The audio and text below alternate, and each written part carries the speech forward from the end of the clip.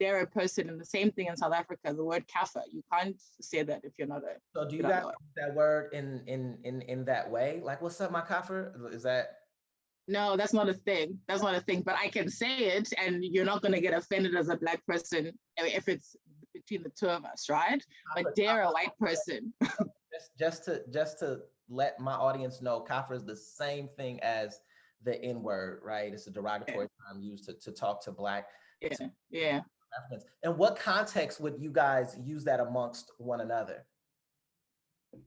Oh, like Kafarhara, meaning Black people hair. You got that strong hair, babes. You got that nice black kafir hair, bitch. Strong jeans. That's what I'd say to a friend of mine. I like your Kafarhara. And it's a reclaiming because the hair, just the controversy of black hair, Uh-huh. you just as a global thing, right? And this during apartheid, when you say you ate kafir it means you have kusar, you've got bad hair. So it's like, who said my hair's bad? Look at this strong, beautiful, thick dreadlock. What you talking? Fresh killer. It's recording. It normally says, "What up, tribe?"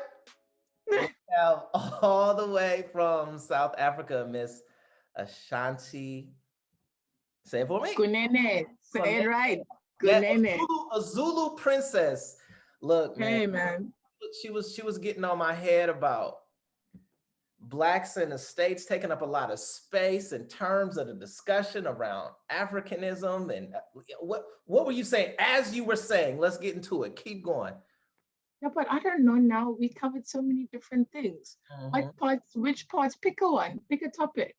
Yeah. So you were talking about the lens of blackness and how it's told through either a man's perspective Oh or yes, or an African American yeah. perspective, right? So like as a continental African, as a black person growing up on the continent, Mhm. I can speak more, I can speak to your history with a lot more nuance than I can speak to my own, just simply because of the content of the education that we got. So whose history you learn. So I can speak to the white man's history, I can speak to an African American's history.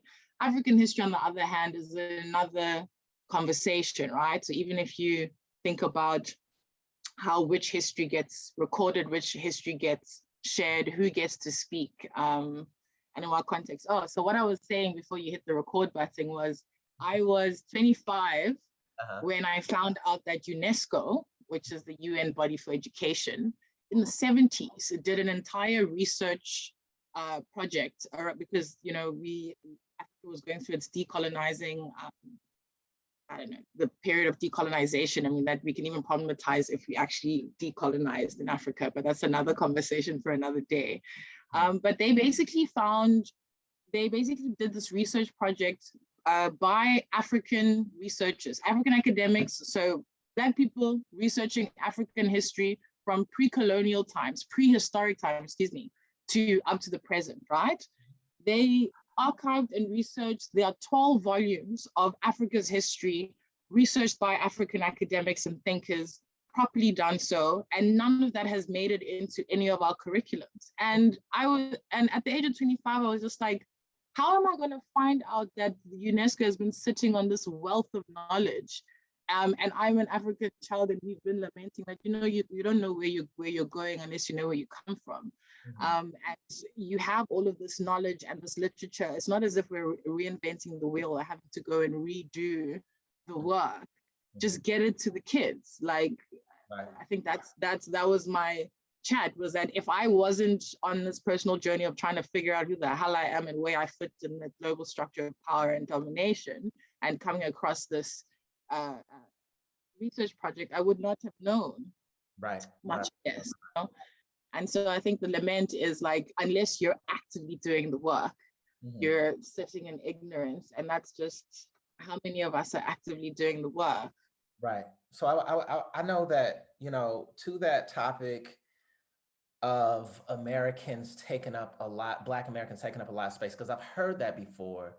And I think Oh no, y'all are the last word on blackness. Oh, so let's what? talk about blackness though. But let's talk about blackness because you are Zulu. You Mhm. are on Zulu land. You speak the Zulu language. I speak the Zulu language, yes. Speak the Zulu language. And so you are Zulu, a tribe in South Africa. And as we know in the States, we don't know which tribe that we come from, nor the region that we come from, unless you've gotten some DNA test and I'm 40% Nigerian or whatever it is, right? But it's not the same. We are hundreds of years removed. Mm. And so the very idea, the concept of Blackness as we know it now is something that was started in the States. And I heard, because Blackness, I would say, only exists, and also in London now, I know as well too, but I know it's established in the States. It's like, okay, how do we kind of connect to our African identity and our otherness, but not knowing exactly where it comes from. And then it all came together for this, to create this thing called Blackness. And I heard some sister, I wish I could remember her name, but I can't remember where she was from, but she was like, raging against that idea of Blackness. Black Americans are the least Black when it comes to like this spectrum. They're always trying to define what is Black and what isn't Black, right? She was going off on social media. And to that, I would say, I understand the idea, but what you mean to say would be the least African, right? Which is not by our choice. But the whole thing of being Black is something that was constructed in the States. And so once you put that out there, then we kind of set the standard for that. And I think that that's creating some tension as of late. I think one of the difficulties about even having these kinds of conversations is that people generally lack nuance in their thinking and even in the way in which we speak about race, right? It's either Black or it's white. There's never a gray area. We never like to talk about the nuance and the in-betweens, right? So even when you talk about the different types of Blackness there are, like my Black is not the same as your Black, and your Black is not going to be the same as somebody else's Black, bro. Black comes in many different shapes, colors, tastes, forms, right? Yeah. But I think when we begin to be, this whole thing about being lazy in our thinking, the binary, thinking in binaries, when we begin to think in binaries and it's like, it's Black or white, it's either this or it's that, you're either this or you're not that, right? So even as a whole Zulu girl, I grew up in white suburbia. I grew up speaking English. Like for the first 15, 16 years of my life, all I knew was whiteness. My Blackness only came when I started learning my language in my teens. And then again, it only came when I participated in Fees Must Fall, which was that student movement that took place here in 2015, 2016. They really... Hold on, time out, because we just speaking of nuance, right? Yeah. In South African parlance, the townships, that's the hood, right? Townships, that means the hood. Okay. You're not from the hood, your parents had dough. Is that fair? Listen, to say that I grew up with privilege, I grew up with white people. So you get different types of Black. This is the chatter I'm saying, is that even in the construct of Blackness, it doesn't exist. There's no such thing as being Black. And the reason why I say that is because for whiteness to exist, for white supremacy to exist, it needs something other than itself. So insofar as you can identify with your skin color and as Blackness, whiteness will always exist, because you cannot have the white without the Black. It's two sides of the same coin. Okay. And this is the thing about white supremacy and how it like shapeshifts, right? 99% of the master's work we do. We do for the master, because he's got us here. It's not about the politics, it's not about the money, it's about the mental and the spiritual. Even when I want to talk about white Jesus, like we're praying to a white Jesus. Yeah. Why is that? Yeah. Why is that? Why is Jesus blonde with blue eyes? Listen, so the very construct of Blackness is such that as long as it exists, white supremacy and whiteness will always exist. You take away Blackness, you take away the thing that white people can say, I am not that, and so therefore I am this. Whiteness then begins to lose its potency and its power. But as Black people, I suppose throughout history, in even in us trying to reclaim our identity, and even how, you know, I can call another nigger, but a white dare a person, and the same thing in South Africa, the word kafir, you can't say that if you're not a. So do you guys use that word in that way? Like, what's up, my kafir? Is that? No, that's not a thing. That's not a thing. But I can say it, and you're not going to get offended as a Black person if it's between the two of us, right? But dare a white person. just to let my audience know, kafir is the same thing as the N-word, right? It's a derogatory term used to talk to Black. Yeah. Africans. In what context would you guys use that amongst one another? Oh, like kafir, meaning Black people hair. You got that strong hair, babes. You got that nice Black kafir hair, bitch. Strong jeans. That's what I'd say to a friend of mine. I like your kafir. And it's a reclaiming, because the hair, just the controversy of Black hair, you just, as a global thing, right? And this during apartheid, when you say you ate kafir, it means you have kusar, you've got bad hair. So it's like, who said my hair's bad? Look at this strong, beautiful, thick dreadlock. What you talking? You know? I would have to agree, first off. And then like, secondly, we do the same thing in the States. The exact same thing. The good hair, bad hair thing. Chris Rock did a whole documentary. I don't know if you saw that. Yeah, I saw that, yeah. I saw that. Beyonce also, you better call Becky with the good hair. Right, like, even saying good hair is like, no, bitch, no.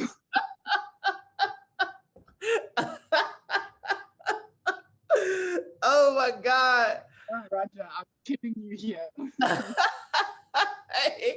Hey, hold on, man. So you did. Hey, so check it out, right? You did a TED talk.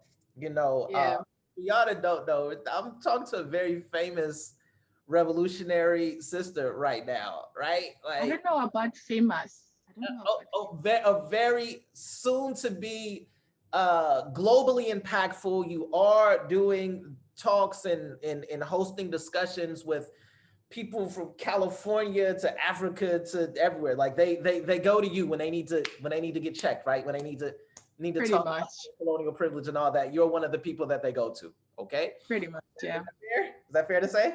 That's fair to say, yeah. For sure. So you talk about this in your TED talk. You talk about the new South African, like no more yes a boss, no more this, no more that. The new South African. You used a term called born free. I am a born free. Could you say to the people as far as what that means and what that represents and how things are shifting and that whole idea? So yeah, what that means is I am part of the generation of young people that grew up not knowing apartheid, like in its visceral everyday form, right? So like in South Africa, the racism here was very clear. You had no Blacks allowed, signs on you can sit here, you can't sit here type situation, right? So I'm part of the group of young people that weren't brought up with this. So we were, came up under the Mandela dispensation. We are a rainbow nation. We were celebrated all over the world as a human rights example to follow with our Truth and Reconciliation Commission that took place just after our democracy in 94. That happened in 96.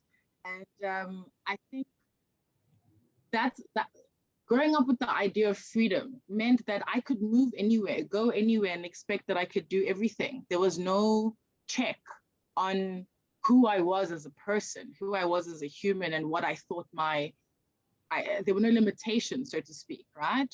And the TED Talk, when I mentioned that, was in the context of that, the idea of that freedom breaking, the day I realized that you are free insofar as you follow the rules set by the white man. All that happened in 94 was so, we speak about the architecture of apartheid. So you think about a building, from the lights to the bricks to the cement to like the wiring, just how it works, the functioning of the country didn't change. All that changed was we got a paint job.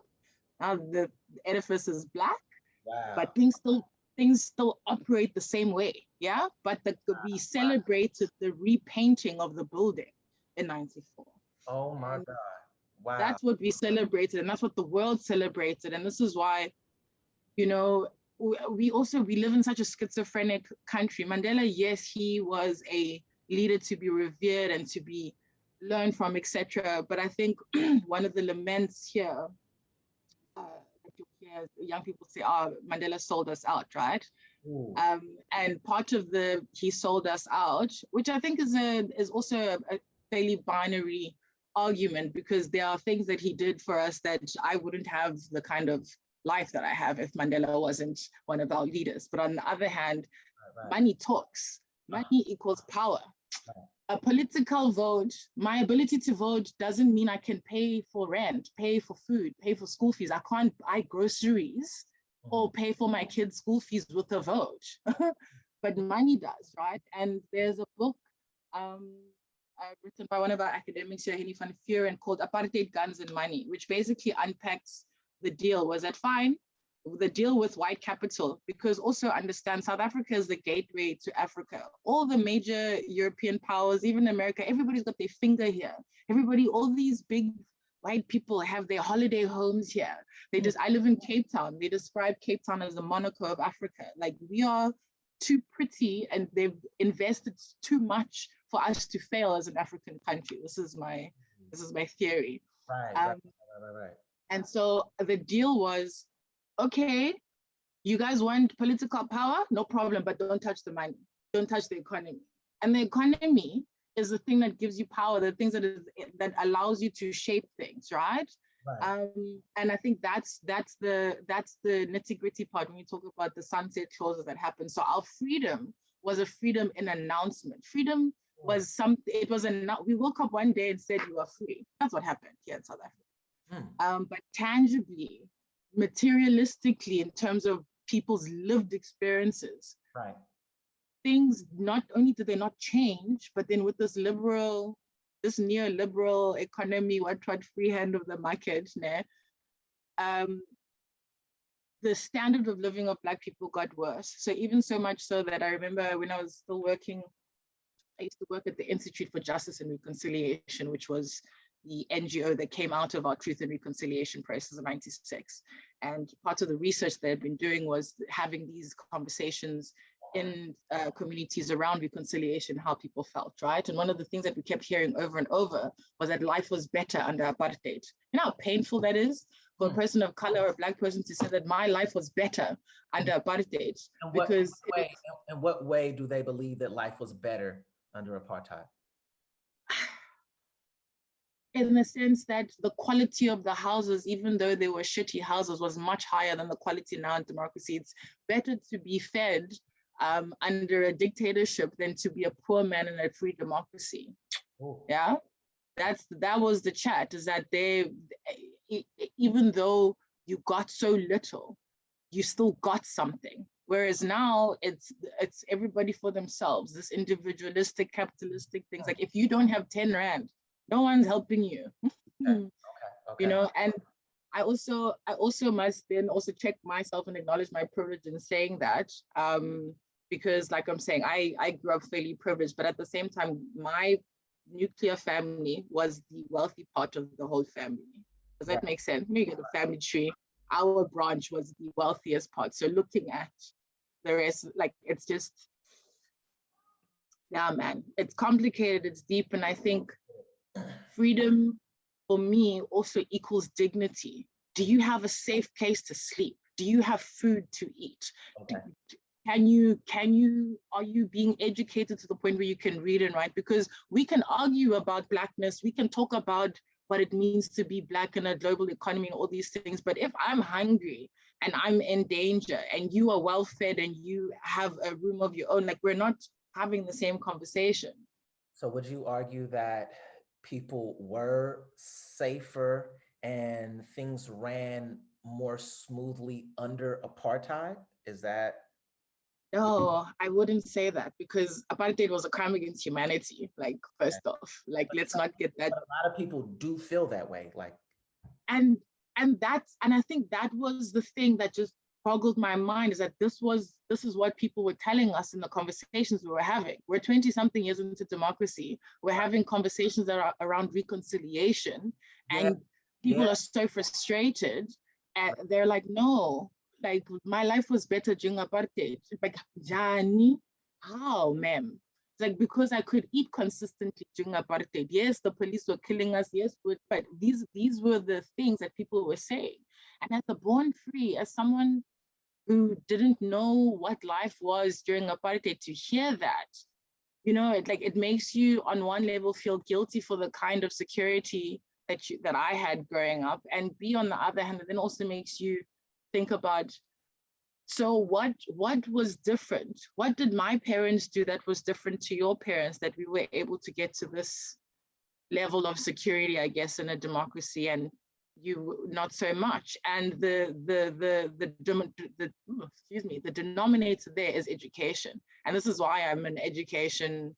This is why I work in education. Like, it is education, your ability to understand the world as it is, not as you wish it would be. So democracy and the Rainbow Nation was us saying, we wish our society was like this, and then make life decisions according to what you wish the world should be.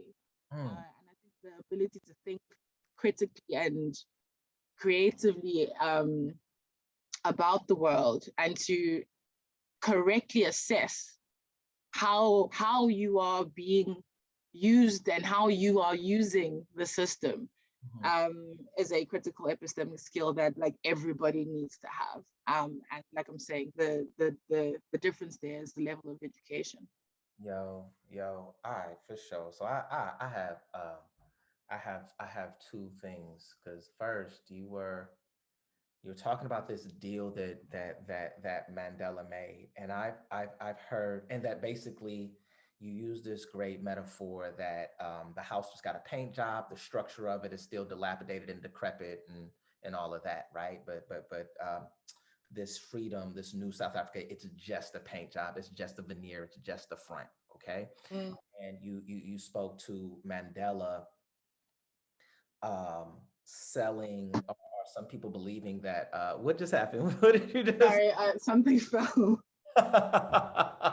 but at any rate, so I've heard in defense of Mandela, I have heard some people say that if he would have made it uncomfortable for white people and white people would have left, and South Africa would have gone the way of a lot of Zimbabwe, yeah, exactly, in other third world countries, and the bottom would have fell out, and it would just been, everything would have collapsed. And so I want you to speak to that, but also, before I forget, I also wanted to speak to this idea of like this land redistribution as well. And I heard about that. It was creating some buzz a few years ago. I don't know if anything's happened with that, but basically taking all the land from white farmers and giving it to the Black people of South Africa. So yeah, the Mandela thing and the land redistribution thing was those are two very big questions.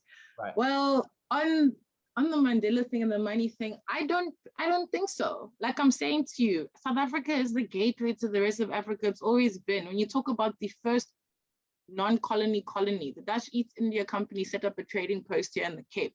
We are the entry point.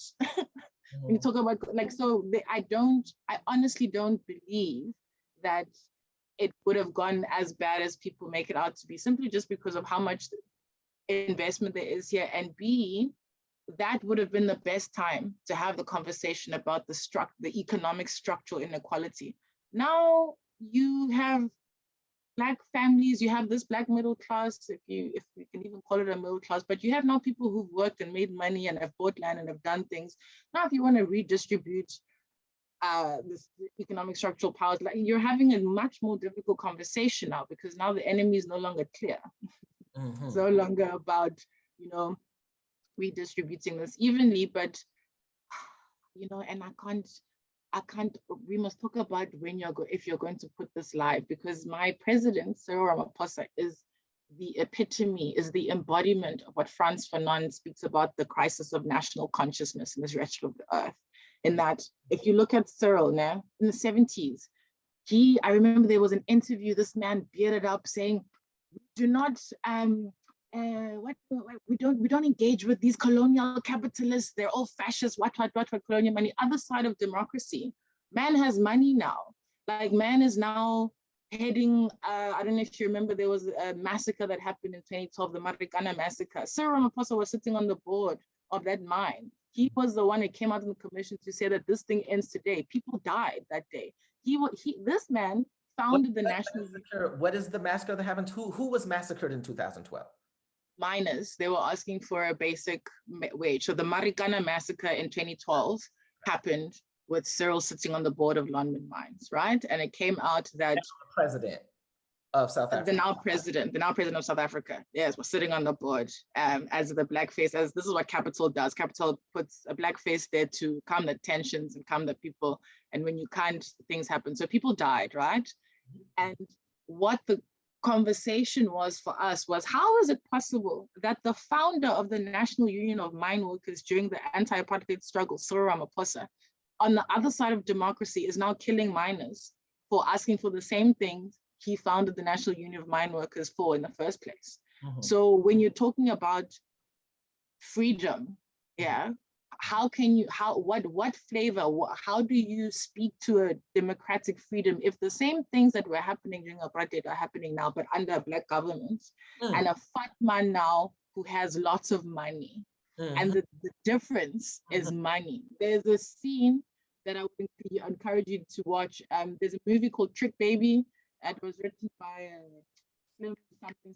But if you Google YouTube Trick Baby dinner scene, this guy nicely explains how you have to co-opt the clever ones, the clever blacks. You need to give them money, give them the luxuries of white life and everything but the color of their skin and all the creature comforts. They have now become the white man. You have now become the master because your life is exactly that, that of the master. And the master's life is nice, man. Let me tell you, the way we like nice things as black people. Yes, as we like things. We like nice things, and nice things are always white people things. And so, yeah, I mean, I think the question for me is just like, as someone who also grew up with privilege and exposed to nice things, how do you keep this fight for Black equality, for equality just generally, never mind Black equality, just 4/5 of the world have been oppressed by white people because they're not white. 4/5 of the world are people of color, like all shades of different colors, that we are in the majority, but somehow we've allowed this minority of the human family to dictate to all of us how we're supposed to live, what we're supposed to aspire to, what we can and cannot do. Like, even if you just look at the anti-Asian sentiment happening in America now because of COVID, let's put Donald Trump out here talking about a kung flu virus, like a ridiculous man that invalidated my degree. I must say, I'm gonna go off now. I studied international relations, graduated cum laude. Donald Trump becomes president of America. I now have a degree that's irrelevant because what the fuck? A whole Donald Trump, like everything that we studied prior now was put into uncertainty. Because Trump was never supposed to happen. Like, even if you think about how George Bush wasn't necessarily a great president, but he came from a political family. He was president. Donald Trump was a joker. So Trump, he made the spot hot because he created so much tension. Is that why you felt as though your degree was irrelevant, because he created so much tension between nations, or he limited the amount of people that could come to the States? In what way did he make your degree irrelevant? In the sense that the basic rules of IR were no longer applicable, because the fact that he could even get into the office, the fact that he could even become POTUS, meant that all the rules, all the realists, everything, the rules of engagement were now up for grabs and had to be relooked at, right? So I just think, and also interesting, Tahisi Coates, he wrote an article for the Atlantic speaking about how Donald Trump is the first white president of America, because that was his bill. He became president off the fact that I am white and I'm not this black man that has been in power. So please, let's correct the status quo. Right. You know, Just real quick, going back to that to the land redistribution thing. I understand that there is a Black president in South Africa. There has been one since the end of apartheid. The face is Black, right? But but hear me out on this. For me, for a brother all the way on the other side of the world, it sounded legit because it spoke to some of the inequalities as far as capital. Land is capital. And I know that you talked about that face job, right? That new veneer, that new paint, but the structure was the same. To me, redistributing all of this land that these white people had in which they forced Black people to work on for crumbs and giving it to the Black citizens of South Africa, to me, that felt like it was getting at the structure of the thing. Was that not, do you feel a different way, or is it not that simple? No, it's not that simple, especially in South Africa, because one of the reasons why land redistribution, let's take in Zimbabwe, for example, did not work is because you can't give farming land to people that don't know how to cultivate it. So if you can give me land, but if I don't know how to use this land, it's going to go into disarray. And that's what happened in Zim. So again, the question of education, right? And then the second thing, I think from a spiritual point of view, because I studied at Stellenbosch University, and Stellenbosch University is both the epistemic and spiritual birthplace of apartheid. 8 out of the 12 apartheid prime ministers studied at that institution, yeah? So when you listen to how Afrikaans people here specifically identify with the land, this was God-given to them as far as they're concerned. Right. And so taking away something that was God-given, you are asking for a war. Yeah. You are asking, no, you are asking for, we are going, how? What do you mean you're going to take away something God gave me? Never. And so this is the from my limited experience anyway, with Afrikaans people who in quite a lot of land here in the Western Cape, how they feel about the land, that this was God-given, and we're not going to just let some government take this away from us. And so I think that the land issue, because it speaks to dignity, because it speaks to history, you have people, I had a friend whose family had been in KZN, one of the provinces here. They were sugar cane farmers. That land was in their family for 400 years. This girl could trace her history back to when they first arrived and took land. 400 years.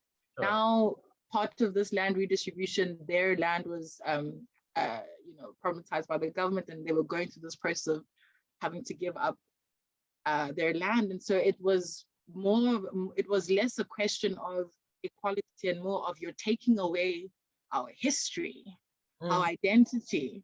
And when it runs that deep, this is not a simple question.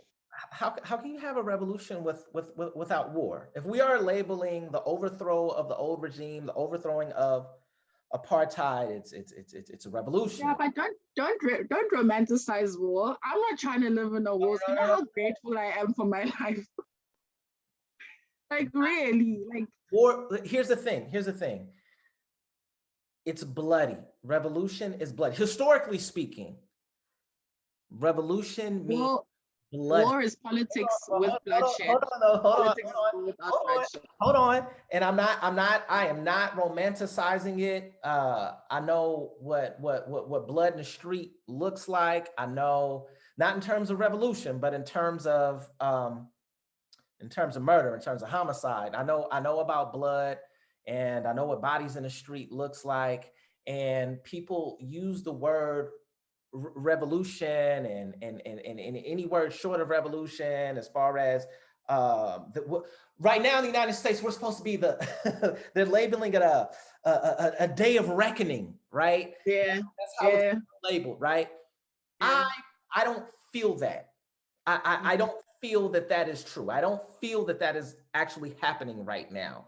But I feel like what's happening right now is just enough so that we can say that we gave you guys something. We gave you all what you wanted in terms of police reform or whatever. We've talked about these issues, and capitalism marches on, and white supremacy. Let's move on. Yeah, I think that's what's happening in the United States right now, this very second.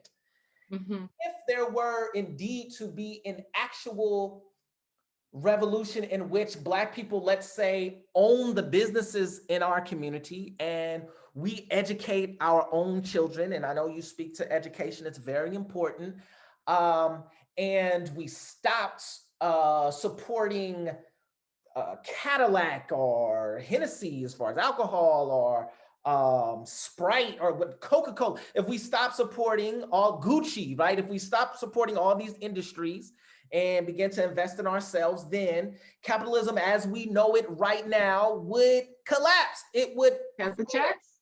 And a lot of people that have come to the United States and have achieved the American dream in one generation at the expense of our people, that dream would not be real to them anymore, right? So what I'm trying to say is that real revolution, real progress is threatening. It is horrifying to people because it makes you question, like your whole reality has been torn asunder. It has been turned upside down, right?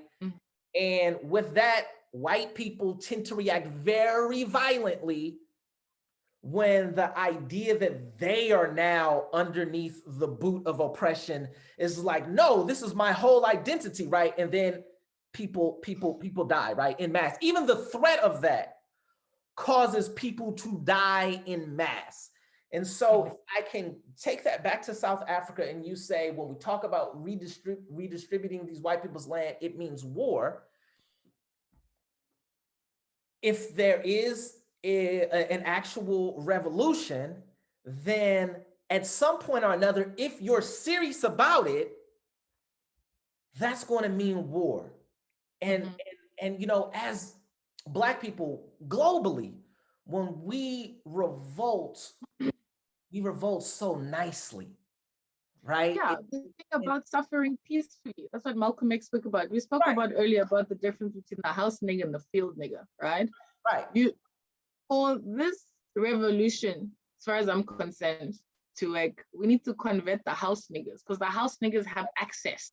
Right. Those of us with access have to be the ones talking the way you're talking. Without that, or they gotta go. Well, that's what happened in Haiti. Oh, they gotta go. One of the two. In Haiti, they went after the mulatto class, the house niggas, as you say. Listen, the Haitian Revolution was the standard, nah? But now look at Haiti today, because this is what white supremacy does. It punishes you for the audacity of thinking forever and ever and ever, ever, for thinking that you are better than. But like, the Haitian Revolution, I remember I was sitting in a lecture, and one of I forgot his name now, the people's, Mbuyiseni, he's the loudest speaker of EFF here in South Africa, and the economic freedom fighters. And I was attending a lecture when we were protesting, and I remember he said something so powerful. He said, freedom in South Africa was an announcement. It was an announcement. We woke up one day and they told us you are free. And he said the only real example of Black people taking back freedom and power was Haiti. Right. Everywhere else, it was an announcement. There's no such, there's no example of Black people actually saying enough is enough, we're taking shit back, except for Haiti. But he also then pointed out that the thing about white supremacy is that you get punished for it. So it's about also then, do you have courage of your conviction? Do you have the courage to follow through with your conviction? Because it's easy to talk about revolution. It's easy to talk about, yeah, there must be war, we must remove all these white people. But then the follow through, okay, like the changing of your life, okay, there's no more gymming at a nice gym. There's no more getting coffee at your favorite coffee shop. There's no more holidays in Bali. Like, this is what that means. Are you actively willing to give that up? And self-interest, unfortunately, is a powerful motivator. And We live in we live in a way. Okay? I've heard people don't actually want a revolution, they want a more comfortable oppression. I've heard. Yeah, but this is what Malcolm was saying, that we want to suffer peacefully. Yeah, This is the thing, it's like peaceful sufferings. It's like, but I don't want to suffer, man. And if you're going to suffer, then let it be a peaceful suffering. Because the difference is, I remember a friend's mother once said, if you're going to cry because of a man, rather cry in a Mercedes than cry walking. So in a nutshell, saying, get a rich man to treat you like trash than a poor man to treat you like trash, because the material difference, it's more peaceful, it's easier to deal with. Mm-hmm. And so this is the thing about, we really need to just like self-reflect for ourselves just as people, like, what do we value, you know, and how far are we willing to go? And do we then have the courage to follow through with all of these things? Or will we still be having the same conversations that we're having this evening in 10, 20, 30 years? Right. Yeah. So, I mean, with... Because also, sorry, the last thing on that is that this conversation in and of itself is a function of privilege. That you can even have this conversation is a function of privilege, because I'm not worried about what I'm going to eat today. I was worried about what I'm eating. Like, I don't have time to be talking to you about Black identity. What? No. But I would agree. I would disagree. Let me push back on that, because I think even slaves on a plantation, or anyone that ever revolted, like, for example, you know, Haiti or whatever, you know, they talked about it. They held court. So you got to hold court first. I think that's a part of the process. Like, and especially like, if we're talking about actually, like, we're both in the field of education, and if we're actually talking about moving on some stuff, you know what I mean? So, you know, it's interesting. You know, Haiti. We covered a lot today. Yeah. We're yo, it's all good. It's a blessing. I appreciate it, you know.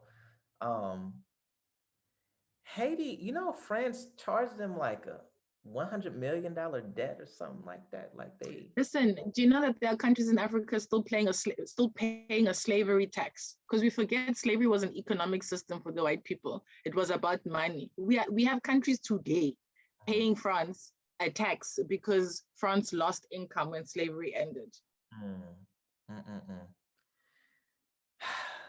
Hey. So I don't even want to, I don't want to touch there. Because I think also the conversations about the difference between Anglophone Africa and Francophone Africa, and then just continental Africa and the rest of the diaspora.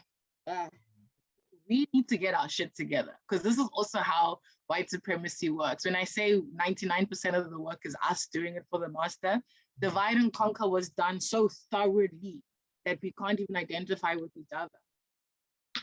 I will tell you a story about my favorite academic, Ashio Mbembe.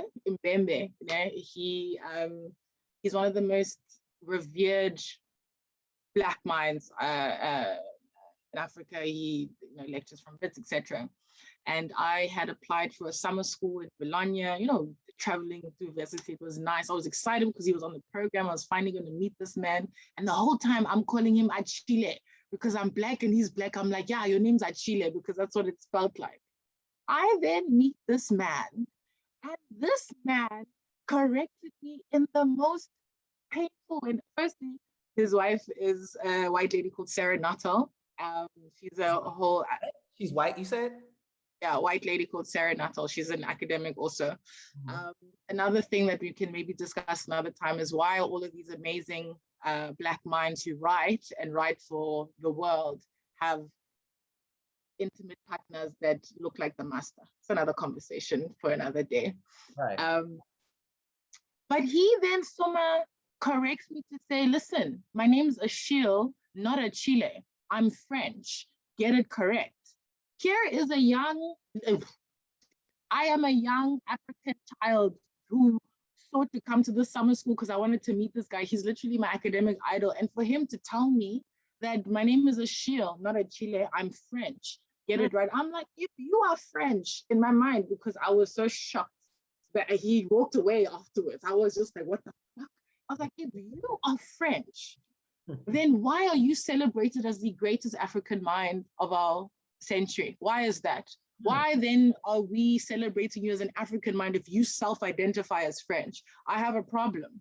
You must then be celebrated as a French academic, as a French writer, but you write about Blackness, you write about the Black experience, but you self-identify as French. So when you now begin to think about the nuance within Blackness, how can you be French in your soul and your mind, but still then be the person that we must defer to when it comes to academic thinking, theorizing around Black experience? Ooh. This confuses me. Similarly with English, you are English. How are you English, my brother? Like, I don't understand.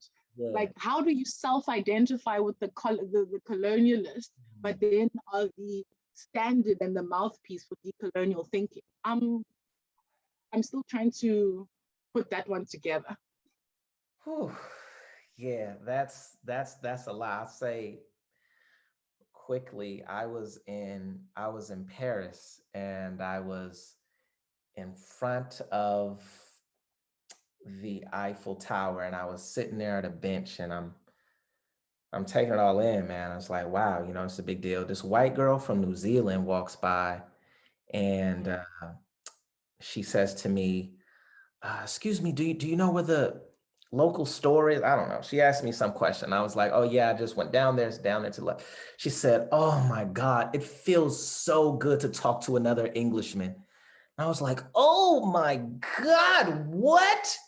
Whoa. Someone who speaks English? Yes. Right, she called me an Englishman. And I was like, what is happening right now? Yeah. In the United States, like we are Black.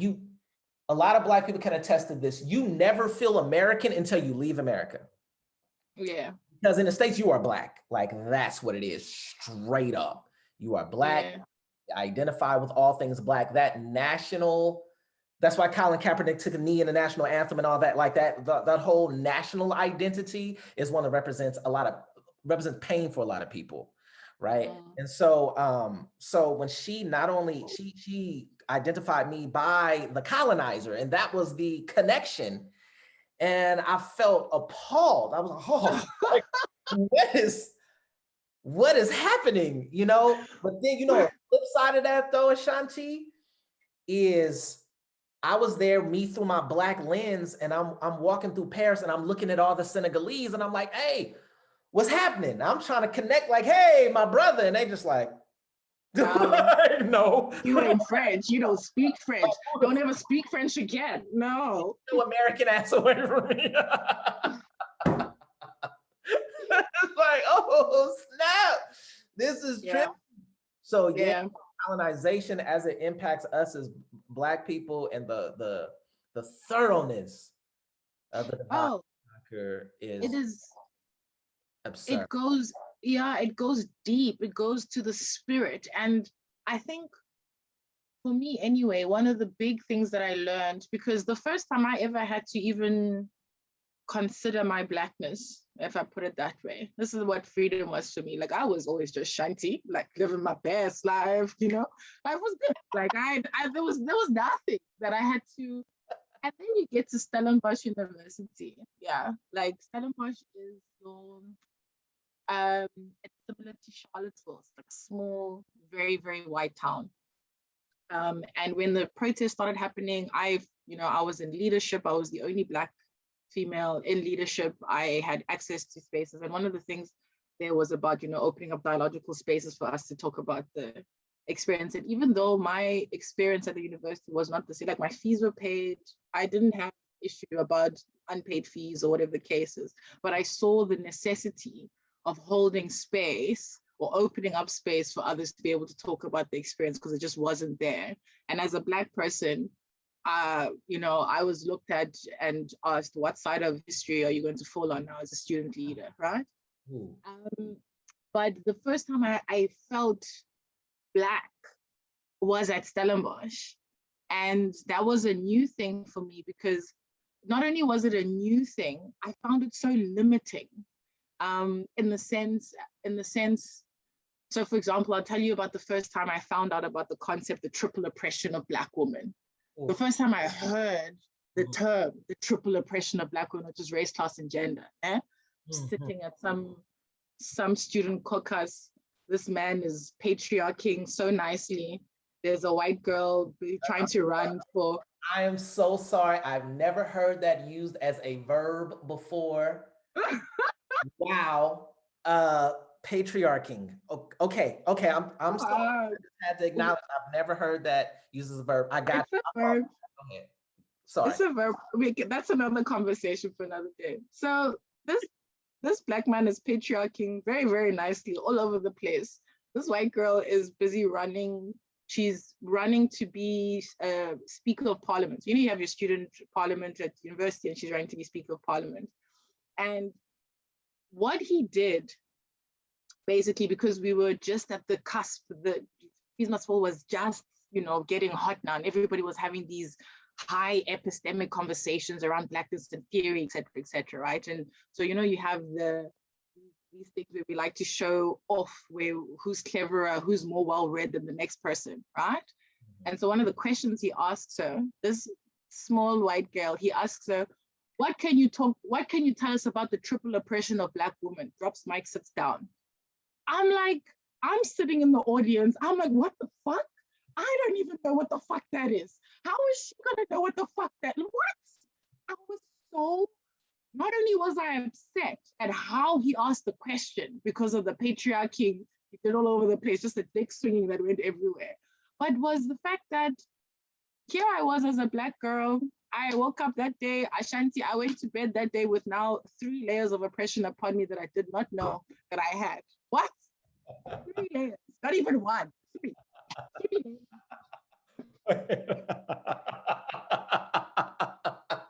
No, guys. No. Like, no. I refuse. And the thing is, I'm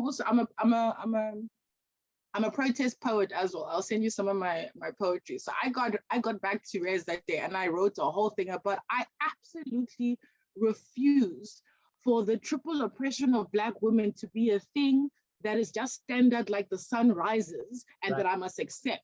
Right. We can't talk about oppression as if it's normal. We can't talk about oppression as if it's something that is part of your daily.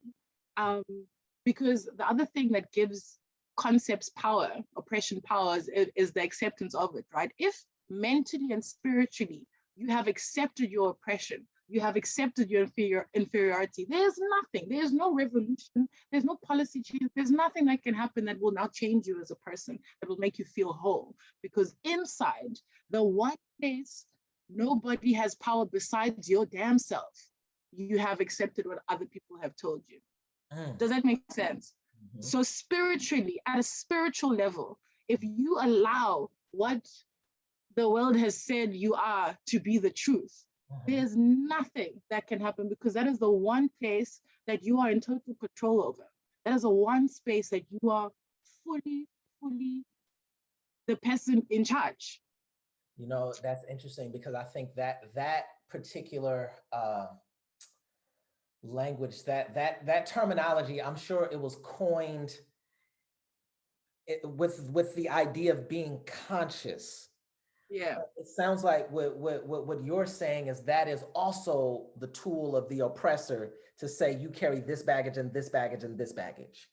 And when you just take it and be like, yeah, this is me, this is my life, this is how I am, I have a problem. I have a damn problem. Come on, do better. You're so much more powerful than that. And I think, and that's again, when I reflect, I think a large function of my privilege. Like I went to school with white people, whatever, but white children are told that they can be whatever the hell they want to be. They can do anything. They can achieve anything. There's no limitation. And this is the kind of education that I got, because we got a dual education system in South Africa, private schools and public schools. So if you go to private school, the sky is the universe is your limit. Go to public school, chief, come on. Like, yeah, I don't know what can happen for you. But the point is that the same, it's largely the same in the States, but go ahead. Yeah, so for me, the point is that when I say when I say blackness is a figment of the imagination, black as inferior, if that is something that you have spiritually accepted, my guy, there's no revolution that will free you, because you are the only one who's in charge of your spirit. You are the only one that can dictate what goes on internally. You and God, whatever you want to call God is, but the infinite intelligence, the thing that gives us life, that is within all of us, that power we can all tap into. And it is on that level, for me, I think a large part of the work needs to happen. So when I say that 90% of the work we do is because spiritually, epistemically, mentally, we've accepted our inferiority and therefore move through the world from a point of inferiority. So any quip Becky says, anything Tom does, touches you on your studio because you are starting from a point of inferiority, and that thing bores me. Like, that's the decolonial work you need to do. Amen. How do we throw that off? And I want to wind. I know it's late. It's getting late out there. It's past your bedtime. You have so much that you need to get done. I want to respect your time. But what's the in closing, like what's the main thing that we need to do to throw off the yoke of oppression? Yeah, but it's the rediscover your power. Hey, that's what I'm saying. The spiritual and the mental, that's all you. That's an individual, because collective action is based on many individuals making decisions together, right? But those are still individual decisions. And I think before you can even get to a point of collective action, you in yourself, in your mind, in your soul, in your spirit, need to be one with your power. We are the original blueprint for human, let me tell you. Everything comes from us, okay? We have the Eve gene as Black women. You are the original man, Black man. Listen to me. Everything they've tried to do, copy, whatever, is not the same flavor. So it's about, for me anyway, remembering that, trying to find your way back into that. And once you can move through the world from a point of power, from a place of power, from a place of knowing who the hell you are, and being able to recognize that if a white man wants to look down his nose at you, you pity him, because this is the thing that is so wonderfully mediocre about white supremacy. It is a mediocrity. They cannot compete on an equal playing field. If things were equal, like there would be nowhere to be seen. There's nothing they can do, like, because we are inherently, if we're going to use the same problematic terms, we are inherently superior, just as people. Just as people. And so white supremacy, I'm going to leave you with the thing. My grandmother, I interviewed her for my honors thesis, and I had asked her, because she lived through Apartheid, right? And we grew up Roman Catholic. She's staunchly Roman Catholic. And I remember asking her, how do you reconcile Roman Catholicism and white Jesus and Apartheid and the brutality of the white man? And I asked my grandmother this, and she pointed me to 2 verses in the Bible that I must now remember. And she was like, in the olden days, when you sinned, God would turn you leprous. And what that meant was your whole skin would turn white. So the whole village would know that you sinned against God. And the moment they saw that, they would expel you from the village, because we can't be hanging around with sinners amongst us. Yeah? And so my grandmother then said that for her, apartheid, colonialism, white supremacy, all white people unconsciously getting back at us for having expelled them out of the village in the first place, but because they were the original sin, as far as she's concerned. Ooh, she got heat. Ooh. My grandmother got bars, yo. Like, that makes everything make sense. Make it make sense. Make it make sense, God.